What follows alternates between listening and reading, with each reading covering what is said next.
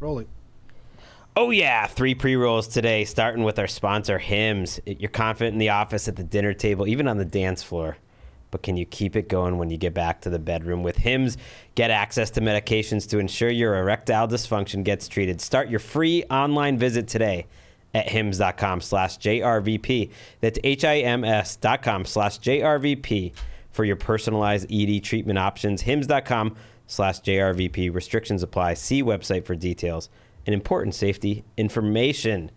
Taking care of your health isn't always easy, but it should be simple. That's why we got AG1. We've been on it since they've been sponsoring us for 4 years. If there's one product I had to recommend to elevate your health, it's AG1. That's why we've partnered with them so long. So if you want to take ownership of your health, start with AG1. Try AG1 and get a free 1-year supply of vitamin D3 plus K2 and 5 free AG1 travel packs with your first purchase exclusively at drinkag1.com/JRVP. That's drinkag1.com/JRVP. Check it out. And a new sponsor, it's time for Prize Picks. Prize Picks is really simple to play. I can make my picks and submit my entry in less than 60 seconds. Go to prizepicks.com/JRVP. Use the code JRVP for a first deposit match up to $100. That's prizepicks.com/JRVP. Use the code JRVP for a first deposit match up to $100. Number 1 fantasy sports app in America. Prize Picks. Pick more, pick less. It's that easy. You know what else is easy? Cashing them checks after those 3 pre-rolls. Let's go. We're going to earn that money today with stories about the most badass animal ever, a custody battle gone right, and lots of book talk coming up on episode 231 of the Jeselnik and Rosenthal Vanity Project. JRVP. Junior Vice President. Get on your fucking knees.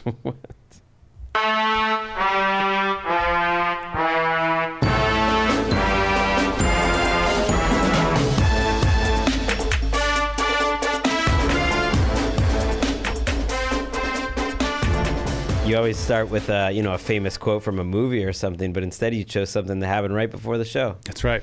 Greg got right in his fucking knees. Greg walked in here, and Aaron goes, "You're late."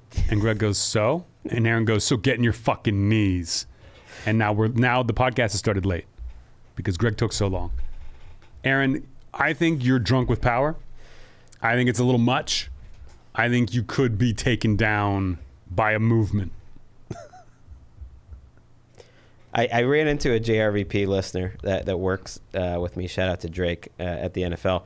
And he was like, I just wonder what Aaron looks like. I have no idea what he looks like after listening. I was like, he's about what you would expect. I still wonder what Aaron looks like. Like, I have no idea. He will not let us look at him. You just hear, avert your eyes, and then he walks in the room. Get on your knees. That is the new Netflix special that came out. It's out right now. It came out at midnight last night. My dear friend, Jacqueline Novak, she opened for me on a giant chunk of my Fire in the Maternity Ward tour. And she was working on a one-woman show while she was opening for me. And this special, Get on Your Knees, is 90 minutes long. And it is a tour de force. Dang. It is a truly a one-woman show. It is a physical feat. I cannot believe she's moving the entire time, never stops talking. It is hyperverbal in the best way. It's very, very smart. And I had seen her do like a 25-minute, 30-minute version of this before me for years. And it did not always go well. It's a one-woman show about giving a blowjob. And so like my audience is like, wait, we're here to hear these jokes. But I loved it. I saw her in Edinburgh when I was on tour there in 2019. She did an hour version of it. And it was supposed to tape this right before the pandemic. And the pandemic pushed everything, and she started working on it more, opened it up, and it is incredible. Truly a tour de force. I'm very curious to see what people think about it. I think the audience is female heavy in the room. I think it was more popular with women. It's a story about giving a blowjob. Not a story, but an investigation, a pontification of. But it is brilliant. I'm very proud of her. I'm very excited for her. And I went last night to Largo. She performs a lot at Largo, was running this at Largo, and had the premiere there, where it was like we sat down and watched and watched it on the big screen in a theater. It was fun because you watch specials normally, sitting on your couch, checking emails, and sometimes that works. He's telling a story that you get the punchline, blah blah blah. But with this, you really had to pay attention, or it was rewarding to pay attention. I enjoyed seeing it like that, and it was fun. It was like I thought it was just like, oh, let's have a screening, let people come, but it was curated. Where I walk in, and it's like the who's who of comedy.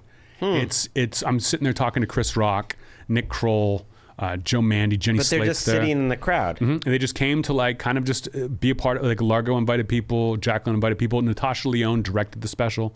She invited her friends. I mean, Olivia Wilde is there. It's like Brett Goldstein, Mae Martin. And after the screening is over, like I get there, Liz and I walk in, and we're Largo family. So we're talking to the employees, we're hugging. And then Chris Rock walks in. And I forget that Liz has never met Chris.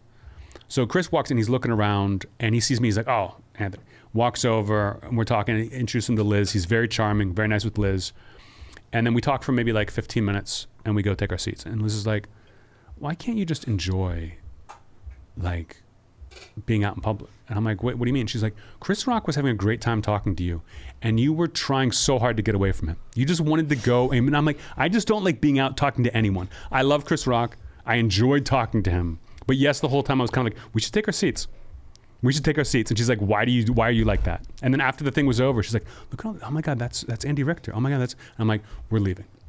I need to go right now. And we talked, and listen, that's what I'm like. The reason that I am part of the Largo family is also the reason that I have to leave a party immediately. Maybe that's the reason you're a stand-up comedian. Sure. I can be uncomfortable in a party and deal with it, but if I can leave, I'm going to take that exit. So you think Chris Rock got that vibe from you? No. I think Chris Rock was cool. I think Liz was like, Liz is sitting there beaming at Chris Rock, like having the time of her life. And I'm just like, yeah, let's move on. I also never want to be the last guy to leave a party. Or when I'm talking to someone, it's like, there's no risk of that. You're not gonna be that guy. Sure, but if I'm in a conversation, it's like, let me cut this short before it gets awkward. Maybe in college you were. You could sometimes be the last one, but that's a different world. I was the last one to go to sleep at the party. That's what I mean. I slept on your floor. But it was fun. Again, check out the special. Get on your knees, Jacqueline Novak. I can't wait to see what the public reaction is, what critics say about it. I think the New Yorker has already written an article about it, but it is fantastic. It's the new Nanette. And I mean that in a good way. It could be the new Nanette. Check out Jacqueline Novak. This is not a prank. She was my opener. I would love to hear what the JRVP fans think of this special. Again, it's 90 minutes long. And it is different, but it is, I think, a masterpiece. And wow. I'm very proud of her. I'm very excited for it. I'm going to check it out. Do you think that, you stopped drinking now more than a year ago? When was that? I don't remember. Do you think that's a factor in this social anxiety? Oh, 100%. Yeah. I think 100%. Like, and it's not social anxiety. It's like, I don't want to be here. I'm not like, I'd just rather be, I don't like sitting around looking like, ooh, there's that so-and-so who's come over to talk. Okay, this person. Oh, nice to meet you. Oh, no, we've actually met before. Fuck that shit. Fuck that shit. I want to be alone. I want to meet Natasha Lyonne. She was cool. I'm a fan. Yeah, I met her last night, too. She was good. Has an accent. Who knew? Yeah, Who knew? I've heard. You know she's from New York? Otherwise, I last weekend I went to 2 more casinos in my casino tour. I saw someone online was like, "Why is Anthony so bummed about doing casinos? Aren't casinos good?" Casinos are good. You get a lot of money for casinos, but you're in a casino. I don't like casinos. Casinos are the parties of buildings. I don't want to be in them too long. Makes sense. Yeah. But it shows we're good this weekend. I did one in I was in Coachella in Palm Springs, where it was an older crowd that I was literally on stage kind of just laughing at how it was going. Did they like you? They liked me, but it was the vibe was turned down 20%. It was a different. Well, because casinos aren't exactly your crowd totally, because it's just some people that are there. Sometimes it is. Like Vegas is, Atlantic City can be. Some of these casinos, it's an older crowd who doesn't know what they're seeing, and it's fine, but it's a little different experience. But this weekend, San Antonio, Houston, which is sold out, I'm excited about, and then Tulsa, a casino in Tulsa. But San Antonio and Houston are theaters. Again, I'm fine doing a casino. When they start to add up, when they start to like one after another, it's a little draining. But I do enjoy them. Shows have been great so far. Excited for this weekend, and then I got 2 weeks, and then I get a couple weeks off. Go to my sister's wedding, get to vibe a little bit. But today, we're talking about today. I got into today. I told Greg this is the longest day of my life, and he said save it for the podcast. I went to bed late last night. I went to this party, got home, was hanging out, and woke up early this morning to go to my chiropractor. It felt great. And I get home and I'm like, oh, I got like an hour or two before I have to go do this ADR thing for that pilot I shot last year. And then I'm like looking at the instructions for like where I go, what gate I go in, blah, blah, blah. And I'm like, it says 12:30 on the thing. And I'm like, fuck. Like that's 10 minutes from now. I'm going to be late. I thought it was 2. I messed up. I grab my breakfast. Liz is making pancakes. She hands me 2 pancakes wrapped in a paper towel to eat like a sandwich as I'm leaving so I can get something in my stomach. I'm not happy about that. Like, I'm thrilled she gave me something to eat. I'm mad that I'm in such a rush. I've got to eat pancakes out of a napkin. And then I fly to this studio in Burbank, get in. I'm 15 minutes late. I walk in and I get there and they let me check in and everything. And they're like, you're early. And I'm like, no, it's 12:30. She goes, no, it's 2. And they're like, but you can hang out here. And then they wave their arm at a courtyard. And I realized that I am at Nickelodeon. I'm in a Nickelodeon Studios. And the courtyard is just filled with kids. It's like a recess. It's just kids running around, screaming. And they're actor kids. So they're the worst people on the face of the earth. And I'm just sitting there trying to read my Kindle for an hour and a half. Do the ADR thing. It takes 20 minutes. And then came here to All Things Comedy. I've been sitting in the lobby doing fucking nothing. Waiting for Aaron to finish doing his lesser podcasts so he can come out and talk to me. So why? It's a long day. I've eaten 2 pancakes that I ate with my hand. You've had all this time since. You could have gotten food on the way here. Not my style. Not my style. Well, whose fault is that? There's all sorts of food in the lovely Burbank area. I'll tell you whose fault it is. It's yours. Those kids, if you're saying those are the worst people, like what's the rank? Like actor adults are second to the bottom, and then actor adults kids are the worst? Actor kids are the worst. Parents of actor kids are a little worse than them. Yeah. And then actor adults, not as bad. Stay away from me, but okay. But I think it's parents of actor kids, pedophiles and rapists, in that order. So what were they doing? What were they shooting there? All these kids, they're just running around having fun. They're getting slimed. What's happening? I have no idea. There was like a guy wrangling them. The job of child actor wrangler at Nickelodeon seems like a bad job. This guy seemed, he was good at his job, but he seemed harried. And it's a lot of like, if you need to go to the bathroom, go now. We're leaving in 5 minutes for wherever the fuck they were going. But I don't know. I don't know what these shows are like. I don't know. I don't watch these Nickelodeon shows. Aaron, tell me what they're like. I have no idea. I'll tell you what they're like, Aaron. They fucking suck. They have a football show on Nickelodeon that Walker used to watch. What do you mean? It's like an NFL show, but for kids. Nate Burleson hosted, but also some other YouTuber kid or Nickelodeon kid. I like when they play the games on Nickelodeon. I think it's funny when the kids vote like the losing quarterback, the MVP. Yes, like, I think they I do was stuff like that. Yeah. They do that every week. Do you remember You Can't Do That on Television? That was a classic show back in the day. Alanis Morissette was on it. Yeah, still getting it done. Still getting slammed. I liked Can't Do That on Television. That was the only show on Nickelodeon I really watched. I didn't watch any of that Hey Dude. No. That was too racy for me. I couldn't handle it. That had Ben Stiller's wife. Yeah. Didn't they split? I don't know. I don't know. But yeah, she was a babe. She was getting it done. I'll tell you that right now. She was in the Brady Bunch, the movie. Yep. She was Marsha. She was in, what was the movie about witches? They're high school girls. The Craft. The Craft. Yeah. Did you ever see The Craft? Yeah. So The Craft, Ben Stiller's wife in The Craft says the most insane insult I've ever heard in a movie to that, like, since that time. Where, do you remember this, Aaron?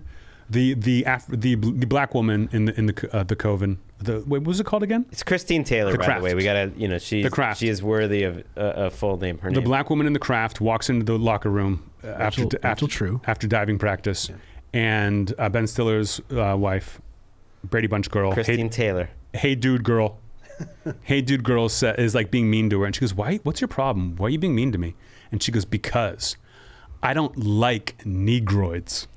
Damn. And I remember being in high school and being in a theater watching it and being stunned that It's 1995. that this movie would go there. And then Negroids is an insane thing to say. Racism is never broached in the movie ever again. But I could not believe they got a beautiful, hey dude, Brady Bunch actress to say, I don't like Negroes. I mean, it's pretty transgressive. They gave like Archie Bunker Emmys for that. It's kind of like, hey, look, this is even witches are racist. They were confronting it. The Emmy for racial slurs goes to Archie Bunker. Happy birthday, Archie Bunker. How was your week? It's good. It's great. You know, we're cranking along. Playoffs on both weekend days last week. I don't know if I've mentioned this on the show or even I think I mentioned it to you that I've started boxing lately. That's the most interesting thing about me right now. I love so it. if you test me, How would I do that? I'm ready. I'm ready in a way that I haven't been. I'm primed. It's a lot of fun. It's so fun. I miss really boxing. enjoy I was doing kickboxing for a while. My trainer took off, but I loved it so much. I own the gloves. I've got a bag in my place wow. that I rarely use anymore because Remy hates it. But I loved it. I love the timing of it. It's the only cardio I can do where I enjoy it. Yes. That I really love boxing. Well, yeah, I had been doing a trainer for now, I guess half a year or whatever. First time I've ever done that in my life, and I think he saw I was getting a little bored with it. It's boring. It's boring to do stuff. Yeah. And then we started doing this. It's fun. It's so fun. And I'm sneaky athletic. When I was Put that on my grave. When I was doing boxing, I always made sure if I would talk about it with anyone, I would be like, it's exercise. I'm not training for anything. You know what I mean? I'm not like when you start to learn boxing, the most fun part is that you learn how fast you would get your ass kicked by anyone who took even one more lesson than you have. Like you're always learning stuff that you're like, oh, I'm getting good. Oh, yeah. I feel the rhythm. And then you're like, oh, anyone who's been actually doing this any more than you would destroy you. And it gives you like a healthy respect for that is for fighting. But anyone who's like, I've been taking boxing classes, watch out. That guy sucks. But wasn't that me like 2 minutes ago? But you were joking. Yeah. You were being sarcastic. There are people who really get into it who are like, you do get tired. I want to build it up so it's not as you get tired. I never got tired. I'm saying it's the more I punch, the stronger tired. I get. It's extremely tired. I cannot be defeated. Take all my teeth, I only get taller. That's how my trainer worked. Anything else this week? Anything else you want to brag about? Anything else you want to throw in my face? You know what I found funny? I don't know if you saw this, that the Patriots hired a new coach, Gerard Mayo. Mm-hmm. And at one point in the press conference, like they asked Robert Kraft, the owner, how important it was it important to him to hire like the first black head coach in the history of the Patriots? And he was like, no, I don't see color, blah, blah, blah, blah, blah. And then Gerard Mayo's sitting next to him, and he's just like, it was really important to me. Like, I do see color, because if you don't see color, like, you can't really understand someone, and you don't see racism, and that's, important to understand that. And he was saying this, like, right next to Robert Kraft, which is like, oh, that was kind of bold, but it was cool. It shows he's his own man, and Kraft was fine with it. Everything's fine. Yeah. The next day, I'm at the office, and, some of the bosses at the office are, not the same political leanings as us. And they got Fox News up, I noticed, in their office. And the lower third, the little graphic, was Patriots go woke. Coach gone woke. And it was like, I guess just off that one little comment or whatever. And that it was this whole thing. And I apparently spent like 24 hours that it was like one of the things in their half-hour shows that the Patriots had gone woke. Which is a problem. I mean, it's hilarious to me that you would think hiring a black head coach is going woke. I thought you were going to say that he was that Kraft got mad that when they were like, how are you going to rebuild? And he's like, we're going to burn a bunch of money.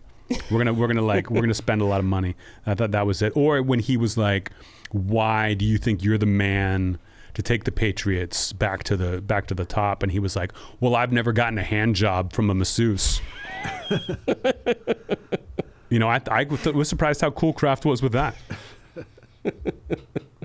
He was like, I've never gotten a handy for $20 on the side of a highway. So I'm the man. And now it's time for Did We Get Any Notes? Did we get any notes? Notes. Did we get any notes?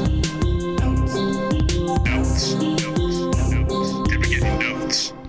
I got a note for you guys. Autographed albums are going out this week. I'm going to sign them tomorrow. Heidi's going to send them out. I'm sending them the 5 contest winners I've announced, and then 2 of you.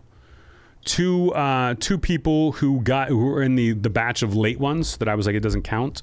There were 2 in there that I thought were a little extra special, and so I'm sending you albums as well. Your albums will be a surprise. You will be like, oh, I spent so much time on that bracelet. I thought I did something cool. I thought Anthony would appreciate it. And then one day, albums that are signed by me are just going to show up at your house, and you're not going to fucking believe it.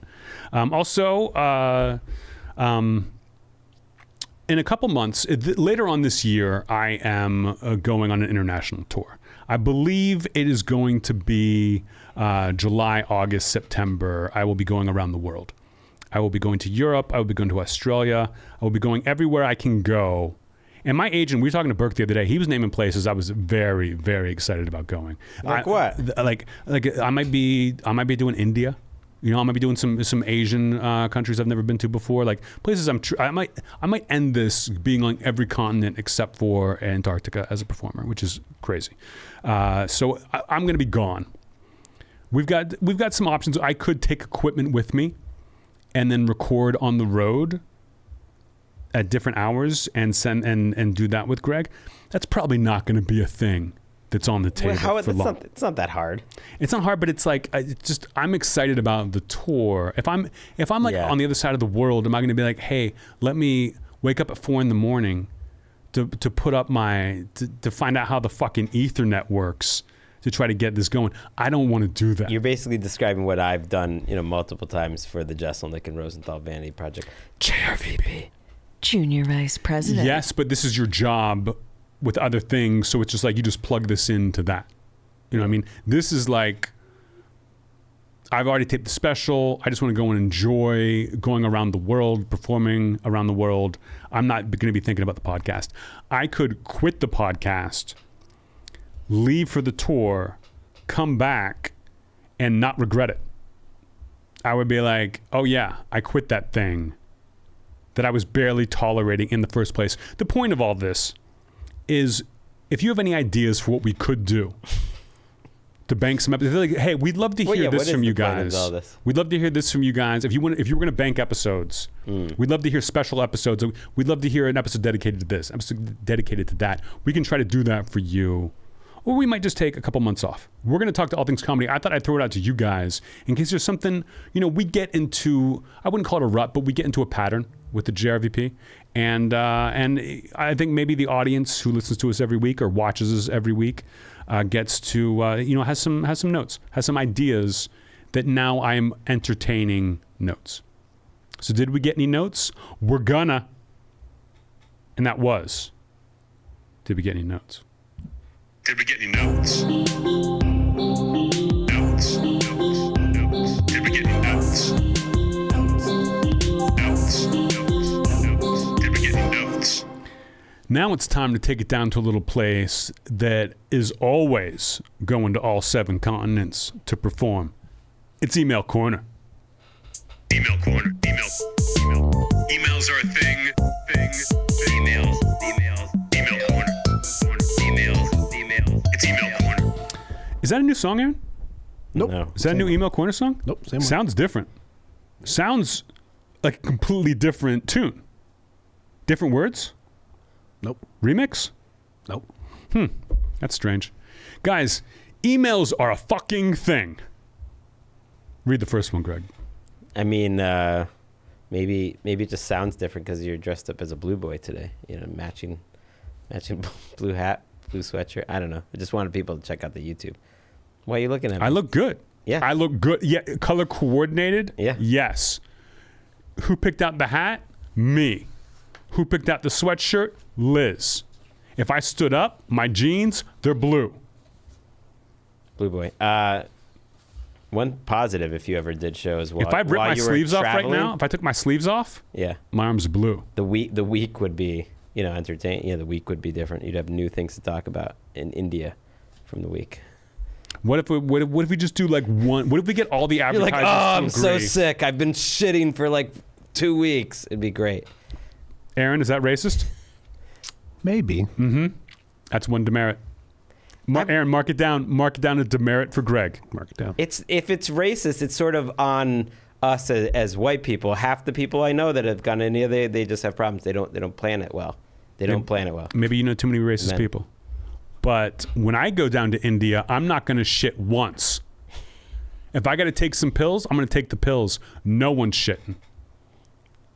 Email us at JRVP Junior Vice President @gmail.com. Leave us a review too on iTunes. Why not? Is that still a thing? Yeah. No, you're thinking emails. No, everyone says that. What did you just do? I think I just knocked the mic out. I hit my knee hit something in the. Aaron, do you hear me? I'm amazed this is the first. No, the sound went out. It's just the headphones? Yeah. But they can hear us. Yeah. So the people, it just sounds like we're confused. So you guys might get to see Aaron for the first time. He literally is under the table. Oh, now he's back. I got it. So that's what Aaron looks like. Aaron and I are wearing the same color sweatshirt. How did we not notice that? Are we before, leaving Aaron? all that in? Yeah. People like it. I think people listen to the episodes hoping for something like that. Yeah, it was magical. Anthony, do you feel like you perform better on the night you tape your special or worse than normal because of nerves? John is going to your Milwaukee show. It's been it's a kind of a process where I think earlier in my career, like you always tape 2 shows for my album, for specials, and the first Shakespeare, the first show was a disaster. I remember in the second show, because it was like it didn't go as well, I was like, it was one of the best sets I'd ever had with that material. Thoughts and Prayer, Caligula. Wait, why was the second show one of the best you ever had? Because it was more of like a thing of, like when I did my half hour for Comedy Central, we only get one chance to tape it. It was great. Like it was just like, I know I have this one chance, I'm not going to fuck it up. But when you have 2, sometimes like in the first one, you're trying to get the words right. You're just trying to get it right and not do a show. And then afterwards you realize, you're like, oh, that didn't work. I need to remember what I'm all about, and then you go out and you have a great one. So the second show is always pretty good. In Thoughts and Prayers, I think the shows are about equal, but I liked the second one better because I felt like I was more comfortable. But for Fire in the Maternity Ward, the entire time I was touring, I was just thinking about that special and making sure that I was mentally prepared to make the first show the better one, like just come out strong right away. I don't have to have that adjustment. And I think that's where I'm going to be for Bones and All in Milwaukee. That I've done the work now. That I think some people, it's not better or worse because the audience is primed for you. They're going to carry you. Standing ovation when you walk out. They know it's a taping. Sometimes that can be almost a little bit too much energy. You can see it in people when they're like almost too excited.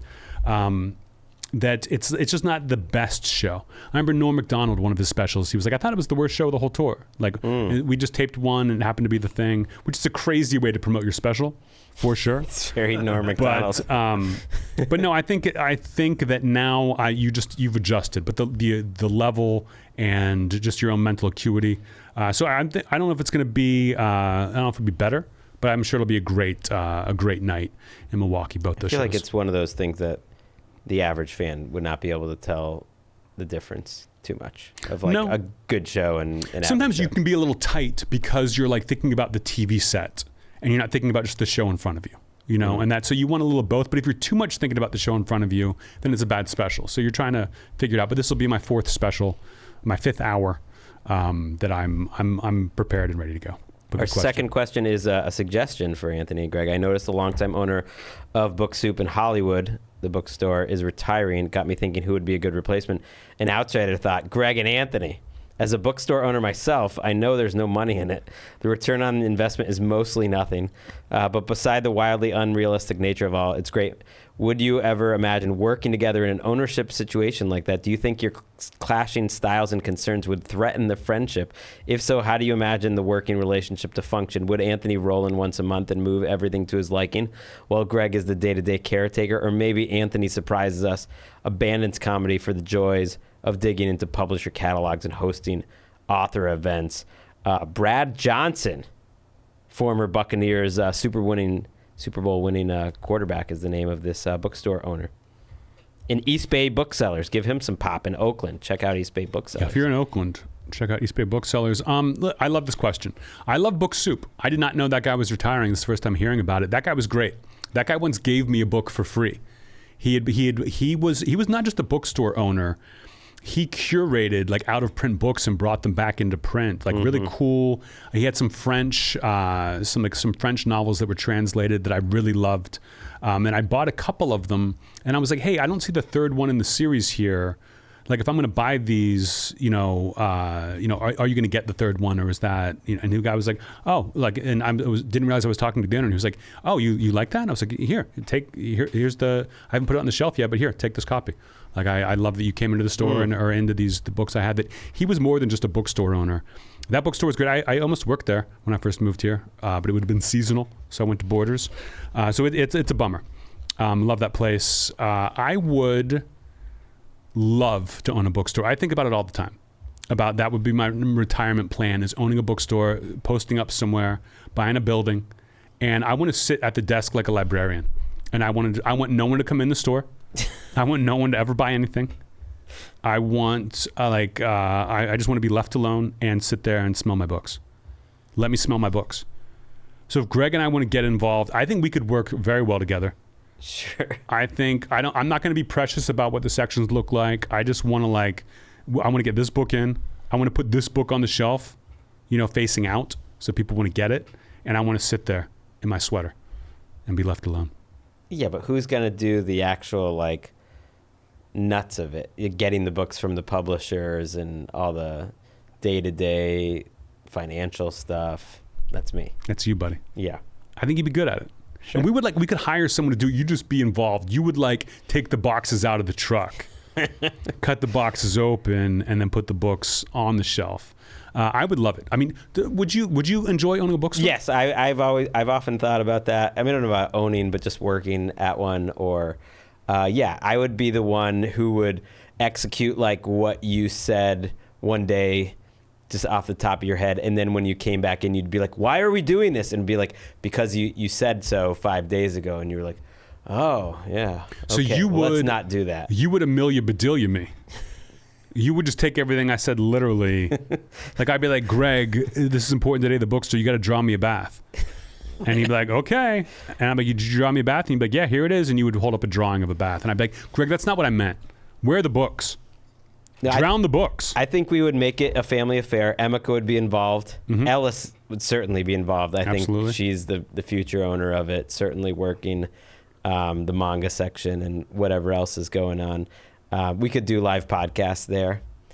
It could be a whole thing. We could make it the JRVP. You could do a studio in the middle. I thought of this of having a office enclosed in glass, where writers could come and have residencies and write in there, and you could oh look, so and so's working. That's how they work. I could be in there doing some writing and then do podcasting in there, because podcasting. Aaron and I were talking about it earlier. It's only getting bigger. Okay, it's only getting bigger and more important. And the people who do it are cooler than they ever have been. And it's just going to keep going and going.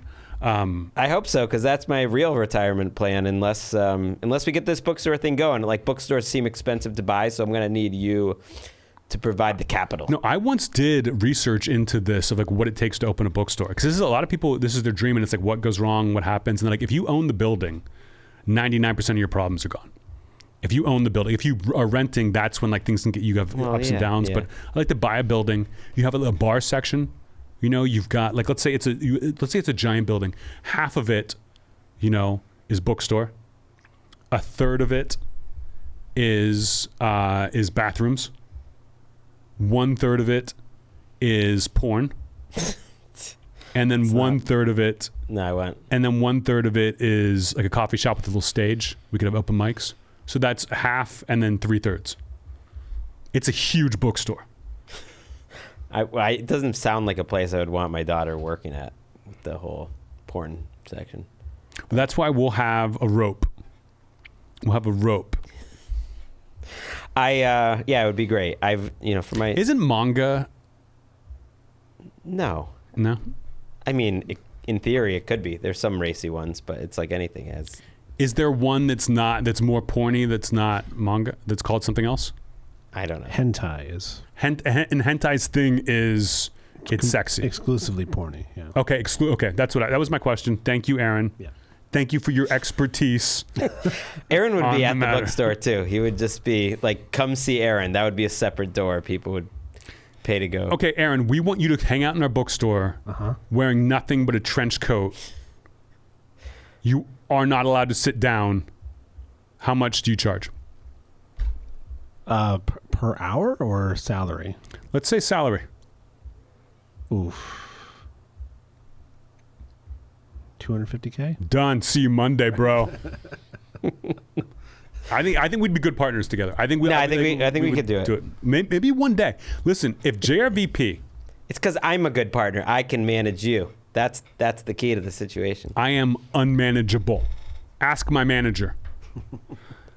I think we could. If JRVP, if we get to 30,000 subscribers on YouTube, we'll buy a bookstore. Okay. We'll buy it. Is there anything I feel like you need- What would be your thing? The thing with, good question. No, I don't know. Like, would you want to like, I want to have these kind of books. I want to have a rare books room. You know, that would be my That would thing. be fun. I would be into the rare books. I don't care so much about like the kid literature. You know, miss me with that Hardy Boys bullshit.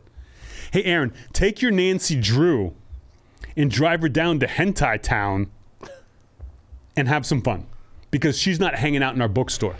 Take your Babysitters Club and drown them like kittens. I mean, I just would want like a lot of books, which it sounds like a dumb thing, but there's a bookstore opened in my neighborhood, which, what a dream. I literally walk past it on the walk to school every day. Like, perfect, finally, this happened. And then it turns out to be, it's basically like someone who's wealthy because they're from a family of some banking Zion in America and like doesn't need this bookstore to actually make money. And it's just almost like a shadow bookstore for her to become a book influencer, and has like, it is the most unlikable bookstore I've ever seen. Like every bookstore I love, and except for the one that ended up being 2 or 3 blocks from me. So, and the point of that story is there's not that many books in this bookstore. There's not that much space. It's small, and the space they just have like 10 versions of the weird sort of like wine book that they want to sell. The only bookstores I like are the kind that are Christian, where you walk in and you learn about the Lord. That's what I want. If I'm learning about Scientology, that's close enough for me. I want to learn about something boring that won't help me in any way. New books or used books? New. Well, maybe both. Maybe I'd be open to both, but definitely new as well. A small used book section of cool used books. Yeah. Because sometimes you're like, this is trash. I kind of like them when they're mixed together, like Last Bookstore What downtown. would we call it? That's fine. What would we call it? JRVP. I don't. The Jeselnik and Rosenthal Vanity Bookstore. That's not bad. It's not terrible. I would think Jeselnik's. Jeselnik Books. Our next question is for Aaron. It's from Jim from Pittsburgh. If Anthony and Greg were dangling from a cliff and you, a la the Good Son, could only save one of them, who would it be and why? On one hand, Anthony's rich and famous. The pod wouldn't exist without him. On the other hand, Greg has a wife and kids. Who do you save? And he also signed it, Jim from Pittsburgh, Suck My Dick, America, which is one of Anthony's favorite phrases. Maybe, you know, actually, I was in a store last week, and I'm doing some shopping, and this very nice woman is helping me, and we're talking, and she just goes, what does your bracelet say? I just start laughing, and I immediately am just like, I go, it's from a book. And she's like, mm-hmm. And I'm like, it's from a New York Times 5 best books of the year book. I'm like, I'm a comedian, and it says, Suck My Dick, America. And she's like, that's what I thought. And then no judgment, moved on, but it was the first time I'd forgotten that I was wearing it. Aaron, do you remember The Good Son? Yes. I remember like what happens. I don't remember that scene. Like, is Macaulay Culkin and Elijah Wood, are they talking to the mom? Are they like, is Macaulay Culkin like, I'm your son? Or he's like, I'll be the good son. Does he say that? Yeah. And is Elijah Wood like, but I'm better? I think Morally. he's just making eyes like he always does. Please. Yeah. Because in this scenario, Aaron, before you answer any questions, answer this one. In this scenario, I am Macaulay Culkin, and Greg is Elijah Wood, 100%. and you are my mom. Yeah. Okay? That's important. You are my mom. Yeah. You gave birth to me, and now you're holding my hand over a cliff. Greg is not blood. Greg is just... No, it didn't say that. Greg is second billing. It didn't say that. Second billing, maybe, but He's like a nephew. No, he's not. He's my mom. He's not your mom. You're just sleeping over or something. it didn't I don't say remember that. exactly. Jim didn't say that. It just said we're dangling. Look, I killed a dog. I think I dropped a mannequin off a highway overpass. Yep. Killed some people. Definitely created a big crash. Mm-hmm. I Wait, created this a big is all crash. the good son stuff. Yeah. So you know that hold my hand. And I haven't recorded my special yet. Aaron, you want to see that special. I do. So You also pushed a little girl into a frozen lake. Mm-hmm. Yeah. Mm-hmm. Wait, Why are are you talking you- about me or are you talking Wait, about why are Macaulay you me? mixing them up? I have children, Aaron. Two Aaron, of them. I got stung That's to death by double bees. the amount of children you have. I got stung to death by bees. Yeah. I burned Joe Pesci's head so bad. Electrocuted Daniel Stern. Yeah. Electrocuted Daniel Stern. You were nice enough that you got your little brother a cameo in your big movie. Mm-hmm. Mm-hmm. Talked to Donald Trump. That's right. Pigeon Lady. Who you saving? It's tough. I mean, you can't just say Greg has kids without mentioning Liz and Rummy. I mean, so there's that as well. Well, but I also have Emeka cancels out Liz. Does Maybe it? Does she? double that. I don't know. Just years. You've gotten all that time with Emeka. I haven't had that much time with Liz. So you've Yeah. like... And Nori cancels out Rummy. No. Yeah. No, bro. Nothing cancels out Rummy. Nothing. If Aaron was holding me and Rummy, I would be like, let me go. Let me go save my dog, who was going to bite you as soon as you pull him off the cliff. Who do you save, Aaron? I fully expect that. Listen, I would not blame you for dropping me, but I could get another producer in here. I mean, first of all, the question denies the fact that I'm strong enough to lift you both. That's true. Because Greg is not a large man. Okay, let's say you lift us both up. Uh-huh. Which one are you pushing off? Anthony bites me. once you... Yeah, I mean, I think it would be funny to be in that position. Well, we got to let him answer. No, but I think we're still talking. He's still in the Yeah. fog Okay. of It discovery. really- it's a fog. But the idea of just holding on to one of Aaron's hands and looking over and seeing you on the other side. How did we get in this situation? Yeah, what has transpired? And we're both We're hiking. begging Aaron to we're save us. hiking. We're out hiking in the Santa Monica Mountains. I'll tell you Getting what. some exercise. I'll tell you. I would say if it's between me and you, it's one of those like. Let's say it's not even good son, and I'll let you, Aaron, answer in a second, Aaron. Let's say we're in an Armageddon situation. Yeah. Me and Greg are on the moon. One of us has to stay behind to detonate the asteroid. We're on the asteroid, not the moon. We're on the asteroid. Yeah. One's got to detonate. I'm detonating the asteroid. I'm letting Greg get back on the ship, get into his wife. I'm taking that one for the team. Sorry, Liz. I'm Bruce Willis. So, Aaron, now that you know that about me, how selfless I am, would you let me die? Yeah, I guess so. You're going to save Greg. I think I will save Greg. Really? Okay. Yeah. Okay, Aaron, bonus question. I don't know if I believe it. I would listen. You work for the NFL. We need you. I'm also going to hate the publicity that I get after this, where I've let Anthony Jeselnik drop to the. But he's going to be a hero because he's Bruce Willis. Yeah. He told Aaron. Well, not. We'll make that story about him because I'm going to try to keep the podcast going. So, like, just by making Anthony like an even bigger hero and star, that'll be good for JRVP. I'll do it with Mikey. Here's my bonus question, Aaron. On a scale of 1 to 10, how afraid are you if you drop me and I just hurt my ankle?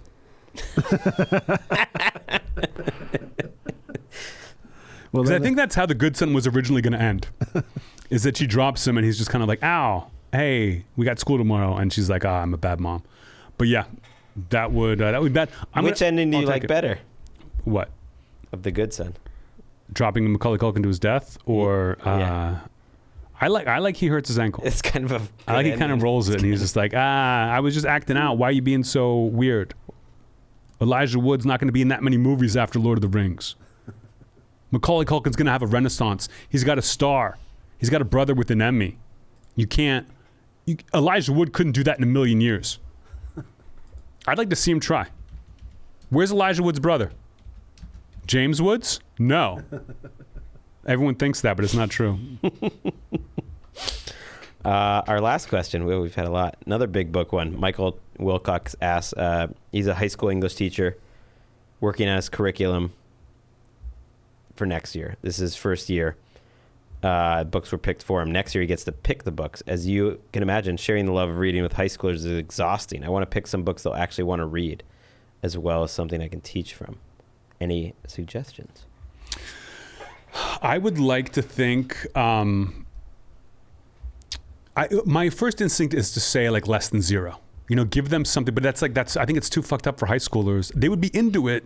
It's about like a college freshman coming back home. It's sex and drugs and everything. It would be too much. I feel like The Outsiders was like as big as like a hardcore as they could get in high school. Like when we read that, and it's like they got knives and shit. I thought something similar, like give them something like hardcore that they could sink their teeth into, and I thought of Jesus' Son by Dennis Johnson. That's even better writing than, and I feel like really adult themes, but I feel like you could teach that to high schoolers.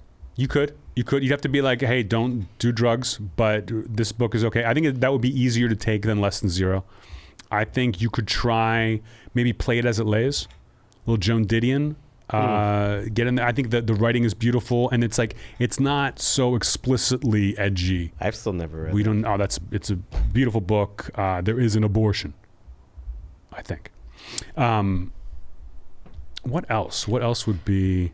I was talking to my friend Kathleen, and because we remembered there was this book that we had I think it was our senior year, maybe junior, of honors of English, and it had 7 short novels in that book, and you had to read 3 of them, and like they were almost all bangers, and it had a total impact on me that like, wow, books can be just incredibly good, but also short and entertaining and amazing. And so I'm just gonna say those 3 because he did ask like which ones stuck with you when you were a kid. It was Goodbye Columbus. Philip Roth was one of them. Being There by Jerzy Kosinski, which I love, which is still very current. Like I've reread it since in Slaughterhouse-Five, which we talked about. Ooh, Slaughterhouse-Five is a great one. That's a good one. Bluest Eye by Toni Morrison was in there, which is intense, but is a good one, I think, for kids. I think Annie Vonnegut. I would try to get some Hemingway in there. I would maybe throw in some of the Russian greats. I just read Little Brothers Karamazov, and that's a lot for a kid. But it's funny. These books I'm reading are easy to read. They're like 200 pages, but it doesn't make them any less good. And then I thought Ferrante. I think people would be into Ferrante. It's very readable. I don't know exactly why, but it just shows the power of like storytelling. I think the Neapolitan series, like kids would be into that because it's got a soap opera quality to it. That's a good one. Also, I would say like The Fighter. Was it The Fighter or the Champ? It was a book about boxing. I remember where it like really gets into it. It's kind of a heartbreaking book. But it was that was beautiful. Like, get kids into sports. Bring back who was the guy who, Matt Christopher? Who did like The Boy Who Only Hit Home Runs. Like, bring back that. that's for like young kids. Bring back that. The Queen's Gambit, that's a great sports book. Greg, bring back that. Queen's Gambit is a great book. That would be a good one. Bring back that. Aaron, you know what we're going to call this episode? Bring back that. We'll see. Maybe. I was asking for a suggestion. That's a good one. Oh, there was another one you just said too. Let me smell my books. It's good. That is a good one. But I'm going to be saying that a lot going forward, Aaron. Yeah. We're going to march towards bookstore. When our contract with All Things Comedy's up, we're going bookstore. Yes. And we're going to start our own network where we're the only podcast on it. Right. Aaron produces when he's not in his trench coat, standing in the porn section, making sure no one steals anything. And there's like 6 different new levels to the Patreon. Some in person, some you could be remote, like just a lot of different features. I do actually, that reminds me, I have an announcement.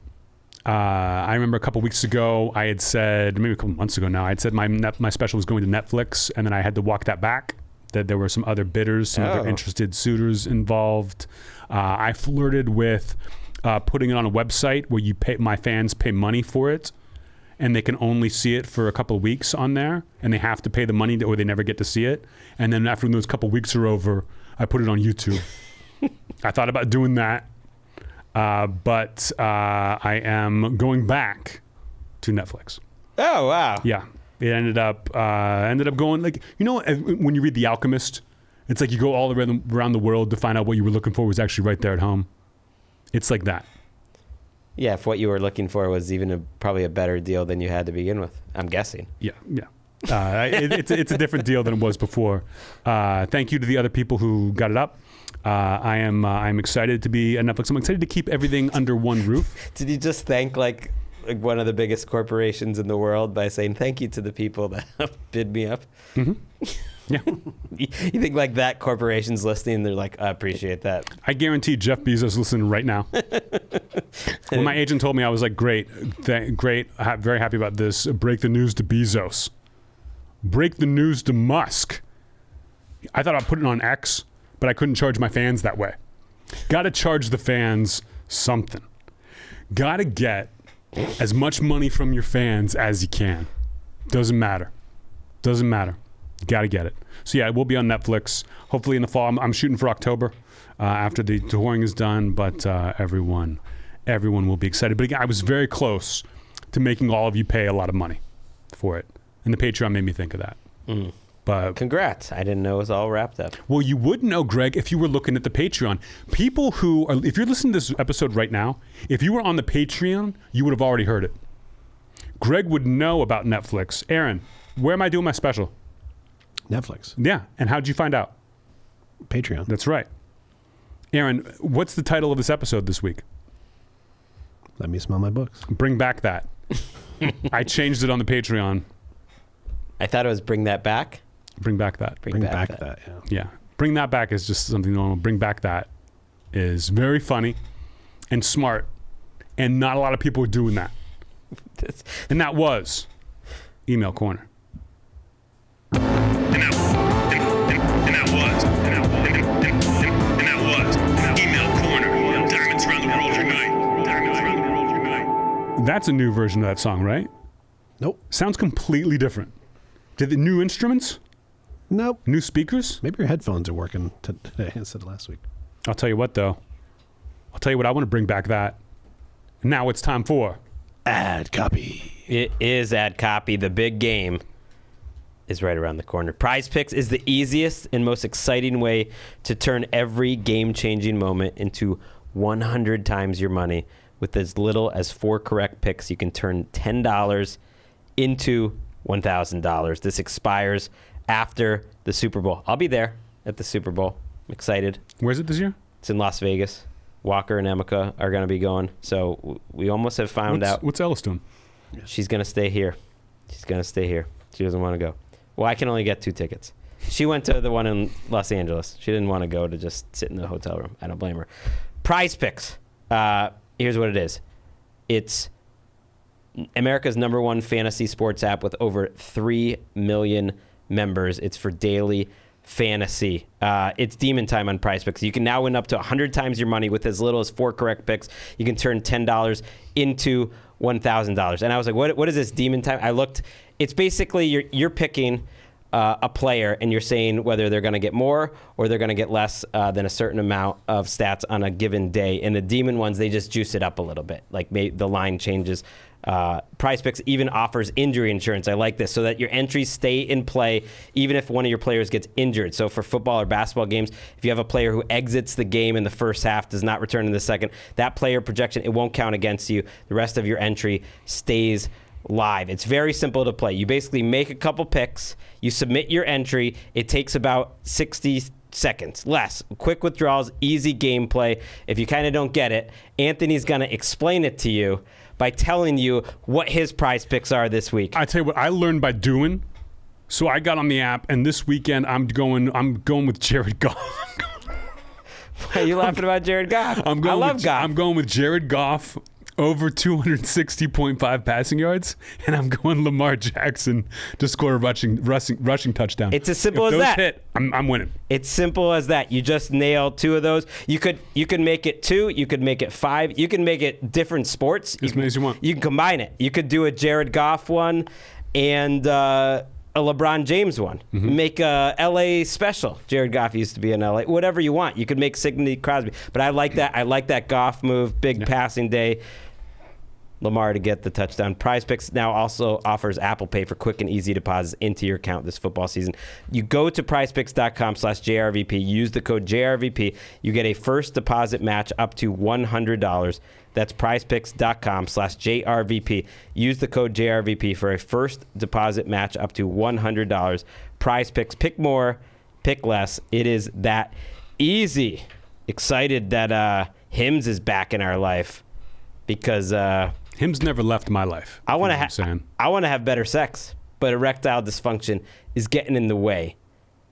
I'm not alone, though. Millions of men deal with the hardships of ED. With Hims, there's a simpler, affordable way to get treated for ED. You can get your groove back in the bedroom at a cost that you desire.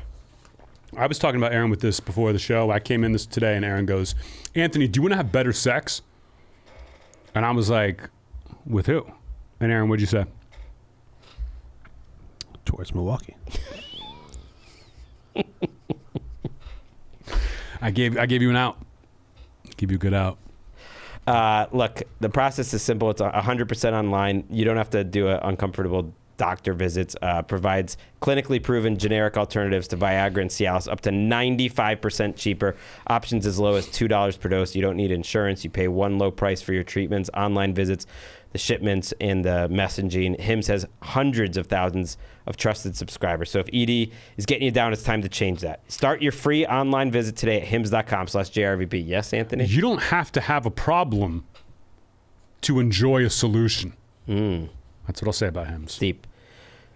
Start your free online visit today. Again, hims.com/JRVP. That's HIMS.com/JRVP for your personalized ED treatment options. HIMS.com/JRVP. Prescriptions require an online consultation with a healthcare provider who will determine if appropriate restrictions apply. See website for details and important safety information. Subscription required. Price varies based on product and subscription plan. Finally, it's AG1 time. Taking care of your health isn't easy, but it is simple. It should be simple. That's why for the last 4 years doing this podcast, I've been drinking AG1 every day, no exceptions. 1 scoop mixed in water once a day, every day, and it makes me feel great. That's because serving AG1 delivers a daily dose of vitamins, minerals, probiotics, and more. It's a powerful, healthy habit that's also powerfully simple. Do you put the water in, Anthony, or do you put the powder in first? If you put the powder in first, you made a mistake. Emeka puts it in You need first, to learn from and I that think because it is a it mistake. fucks up the whole thing. You put the water in. Then, listen, I'm a scooper at home. I'm a packet man on the road. I haven't missed a day in years. I have never, since I started taking AG1, I have not stopped. Again, I do other things as part of my morning routine. I love it on the road. I like being on the road, and I'm like, I'm gone for weeks. When am I going to get to see my dog again? When am I going to get home? And I just count the packets. You know what I mean? It's like, oh, I've got 2 packets left before I get to get home. It's delicious. If I didn't have AG1, I would call Aaron, and I would say, bring back that. There's one product I had to recommend to elevate your health. It's AG1. That's why we've partnered with them for so long. So if you want to take ownership, start with AG1. You try AG1, you get a free 1-year supply of vitamin D3 plus K2 and 5 free AG1 travel packs with your first purchase exclusively at drinkag1.com/JRVP. That's drinkag1.com/JRVP. Check it out. And that was Ad copy. Let's get to headlines.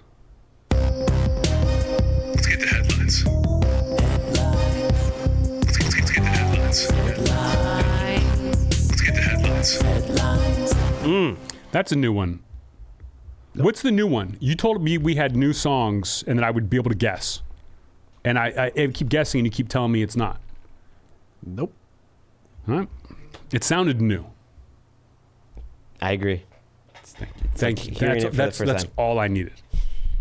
It's election season. Every politician needs a platform. And for one Kentucky Republican, that platform is a new bill that aims to make sex with your first cousin not incest. Oh, so it's sex and not just marriage. It's not saying they should be able to get married. It's saying they should be allowed to have sex. Yeah.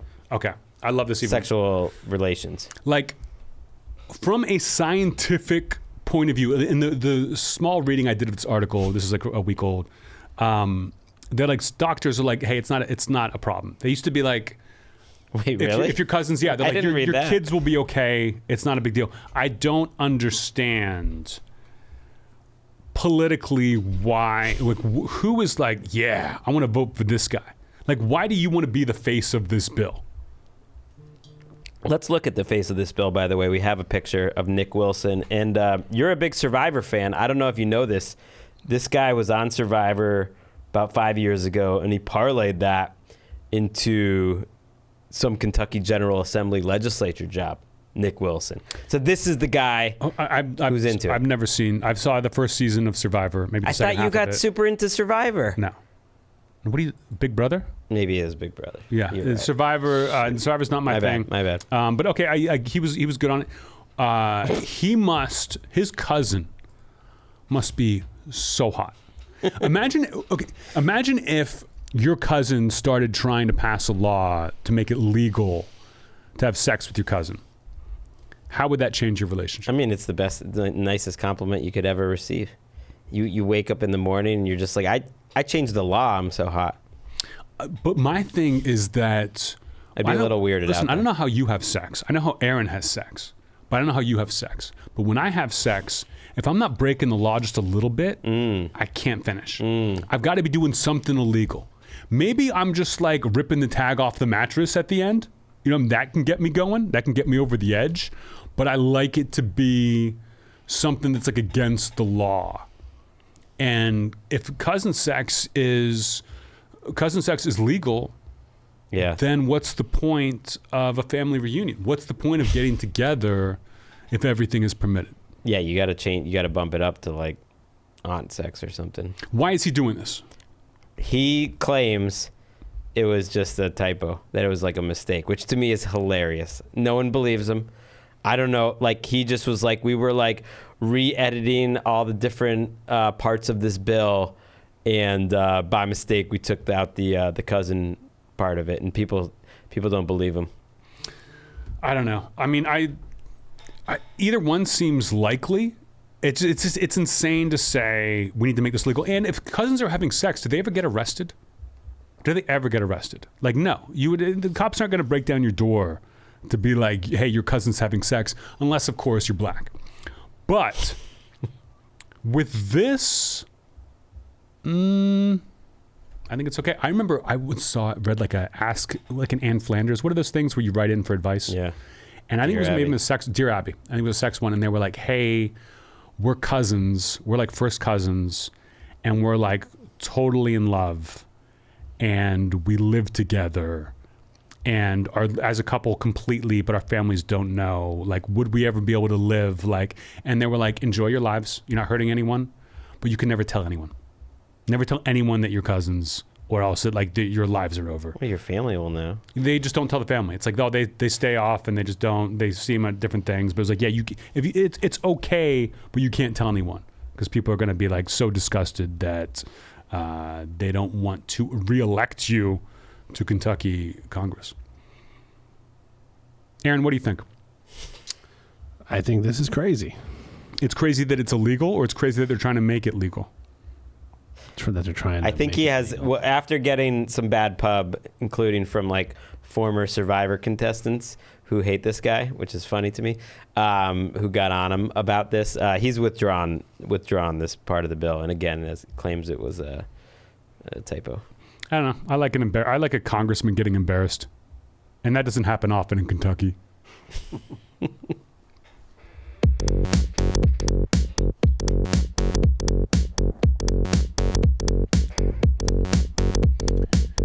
New song?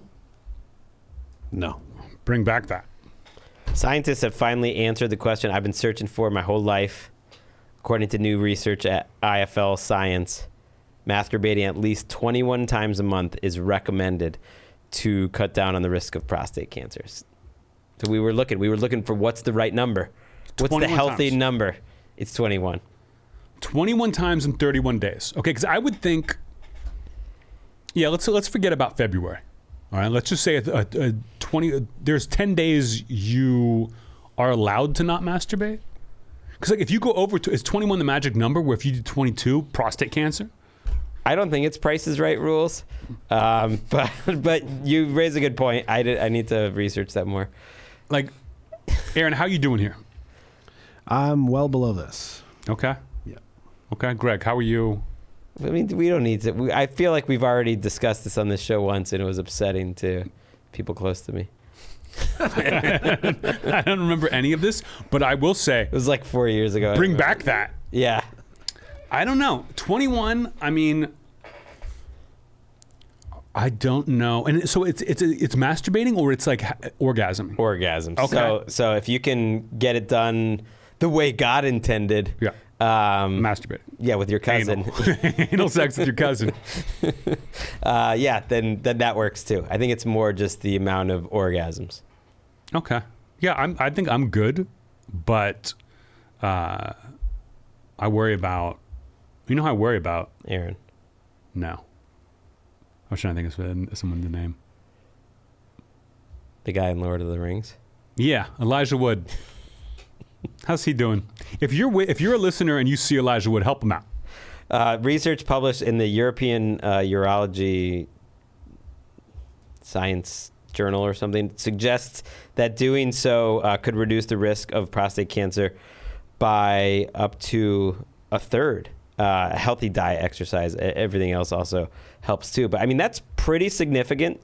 You're cutting down prostate cancer chance by a third by getting it done 21 times a month. And I think people need to take the stigma away. You know how we've done this with mental health. I think take the stigma away from talking about your masturbatory count publicly. I think we need to make it like Goodreads. You know what I mean? It's just like, oh, I'm 21% to my goal on April 6th. Everyone's tracking it, you know. I think it should be a thing even more. Like, I would think like your smartphone just sends out like an update, like just like 4 of 21.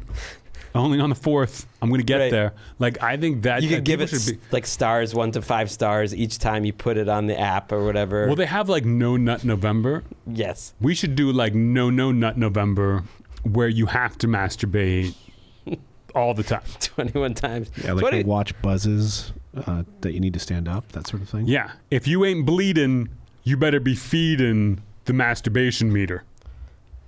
Like, if you're bleeding, you can stop until it stops bleeding, and then you got to go back to it.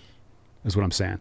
It's got to be like one of those weird Japanese game shows that you sometimes find deep in the recesses of Pornhub, where they try to see how much they can expunge from themselves in a 24-hour period. It's fucking gross. Whoa. I don't recommend we all watch it together. I do like it when science confirms like the most regressive things you can say to a woman. It's like, I need to. I'm a man, and if I don't do this, I'm gonna go crazy. I'm gonna feel a little crazy. 21 times it's proven. You know what? We're doing a callback to Jacqueline Novak. Get on your knees, because she gets into this. She gets into the blue balls myth in a very funny way. Shout out to Jacqueline Novak. Bring back that. That's what I would have called her special, to be honest. If I had to give one note, get on your knees, no. Bring back that, yes. It also sounds like the kind of thing a scientist would say, hey, masturbating 21 times a month lowers your risk of prostate cancer. And the other scientists go, sure. Like, you're not hurting anybody. You know, if you're wrong, it's okay. It's not a miss. But I think that having sex is a healthy thing, that people who they stop having sex, they stop having orgasms, they start to age. The body crinkles up. You got to be male and female, not just prostate cancer. All diseases can be wiped away simply by bringing me to orgasm. People should come to me like I'm some sort of like Mother Teresa figure where they just come to try to bring me to orgasm and all their problems go away. I think it's more or your multiply. problems. It's removing the toxins from your body. I don't think it's going to help with whoever helps you. Dude, Unless we're talking about different studies. Orgasming. We're talking about different studies. You're talking about a different study. I'm talking about a different study. Bring back that. Aaron, play a different song.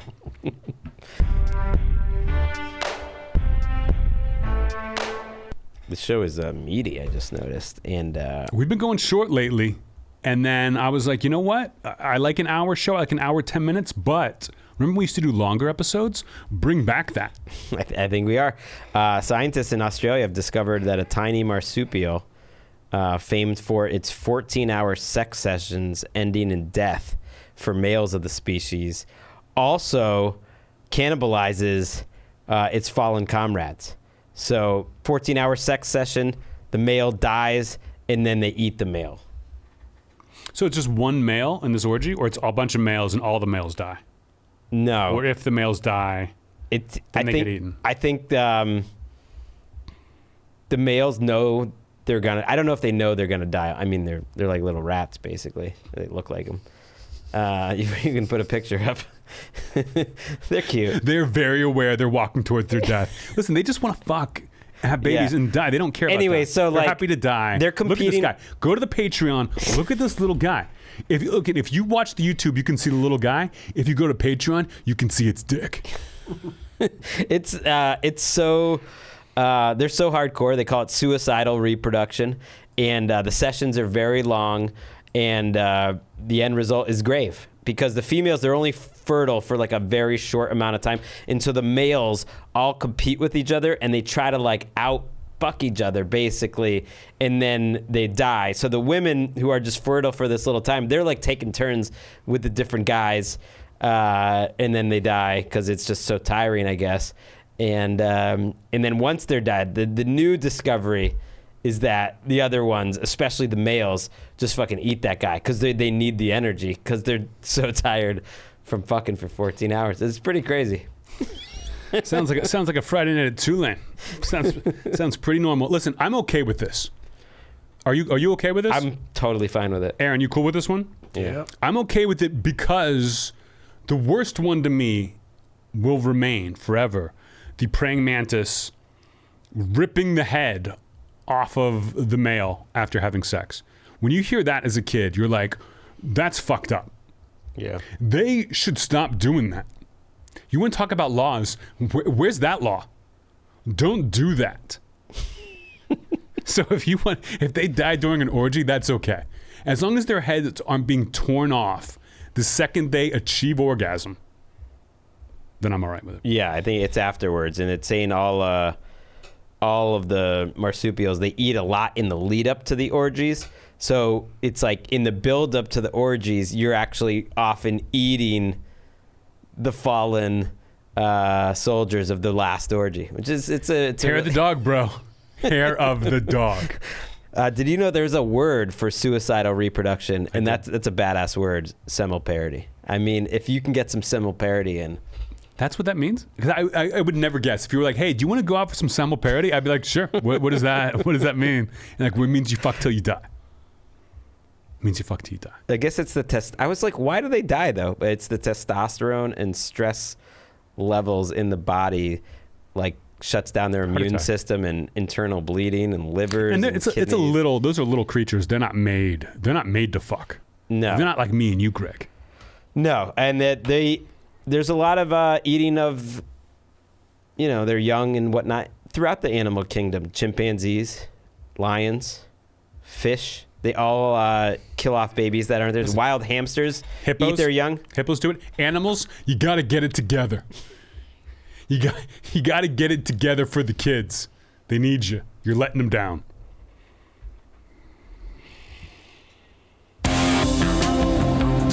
Last headline. I know that one's new. Love it.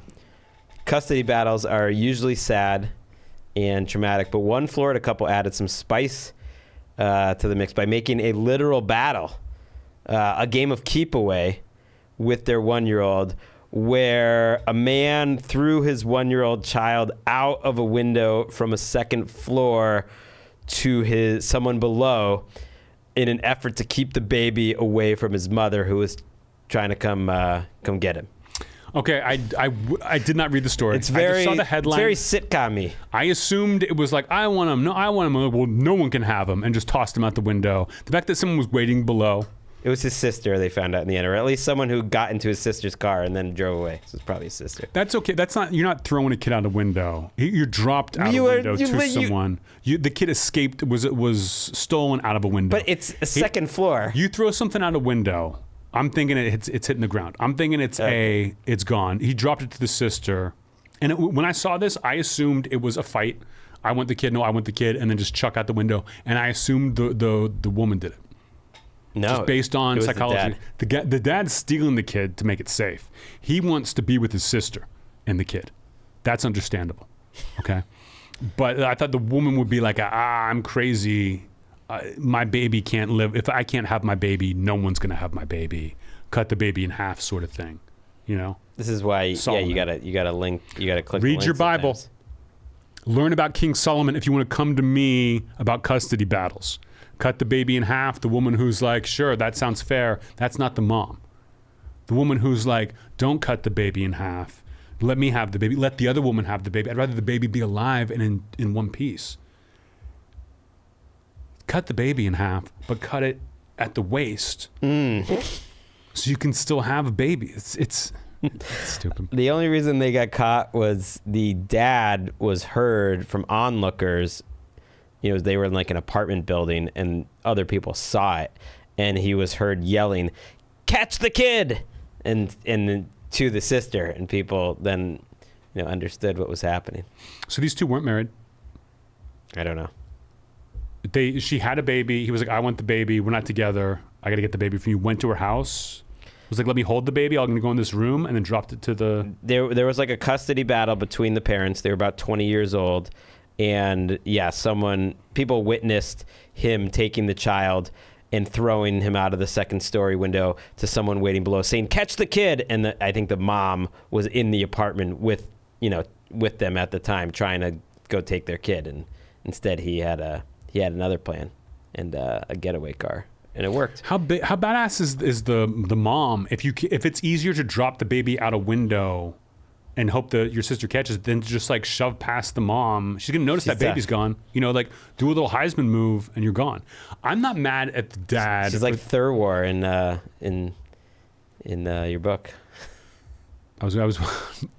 Chain Gang All Stars. You know what? I have a gift for you. Oh, thank you. I was hoping you would have that. I'm going to give you one of my 3 copies of Chain Gang All-Stars. Greg's been listening to the audiobook, but I can give him the real thing. I'm not mad at the dad for throwing the baby out the window. I'm furious at the sister for catching it. That's fucked up. Now it's time for... Choo-choo! Recommendation Station. I'm going to go first this week. I read a big, thick Russian novel that I'm not going to recommend. It's a classic. And to get over it, I read Why won't you just say the book you read? I've been talking about The Brothers Karamazov by Dostoevsky for the last couple of weeks. I've been reading it, finished it. It's great. Way funnier than I expected it to be. I love that book, and I can imagine reading it again at some point in my life and getting more out of it. But I'm recommending I'm a Fan by Sheena Patel that I read this week. I discovered this book out of nowhere and read it. It's about a fan who kind of gets involved with a famous man, becomes obsessed with him, and starts stalking him online and the people he's with. I read it as like a horror novel. Kinda, yeah. And I think it's a pretty new book. I'm a Fan by Sheena Patel. It's her first novel, and it is a little firecracker. It's a fun, quick little read. But I really enjoyed it. You're so pleased with yourself. But you're making me happy because you clearly got this from my Instagram stories where I sent out a little Sheena Patel I'm a Fan pop this week, and now you think you beat me to the punch, but you didn't because I had a little backlog. I was waiting until next week, but you did beat me. It's good. It's a very modern book. Heck, this would be a good one to teach in your class because I think kids would identify with the themes. That's true. It's about like kind of cyber media. stalking, sort of. Little Eyes. Little Lies by Samantha Yeah. Schlaben. That's a book you teach your high school kids. That's a good one. Yeah, I read it as a horror novel. Again, I can relate to one of the characters in the book, but it's about, I think, just social media giving you access to people and how both sides can take advantage of that. But I Yes. thought it was a great book. It was haunting and the perfect thing to pick up. Like, I saw your post. It's so I had short, like too. 100 pages left in Karamazov, and I was like, oh, that's what I'm going to pick up as soon as this is over. And it was great. I finished it this morning. That's a good one. I'm going to recommend. Well, first of all, I realized last week when I did all the list of movies I saw that I enjoyed so much, I think I forgot my favorite one, which was American Fiction, which got a lot of pop It did. in terms of the Oscar Oscar noms. I liked all these movies that I saw this year. In my little streak of seeing all these movies, I think American Fiction was like the most purely enjoyable one, just in terms of like entertainment. Like, it's fast, it's funny, it's smart too, but it's just like my version of a popcorn flick, I guess I would say. Like, it's got some sad elements, and it certainly has some like smart things to say, but it's just quick and fast and fun. So I would really recommend American Fiction. It's good. It's funny. Yeah, and it's based on a book by Percival Everett, who's Right. one of my one of the JRVP all-time faves, author of The Trees and many other great books. Yeah, I can't wait to see that. If it had been playing at a theater near my home, I would have already gone. If I could walk to it, but it's just like, I don't want to go to the fucking Grove like an amateur. I did drive to the Culver City one where we saw the Zone of Interest. Zone of Interest. And that was Choo-choo. Recommendation Station. Debbie, get me out of here. Whoa, Nelly Furtado. That's a spicy meatball. Is that okay, Greggy?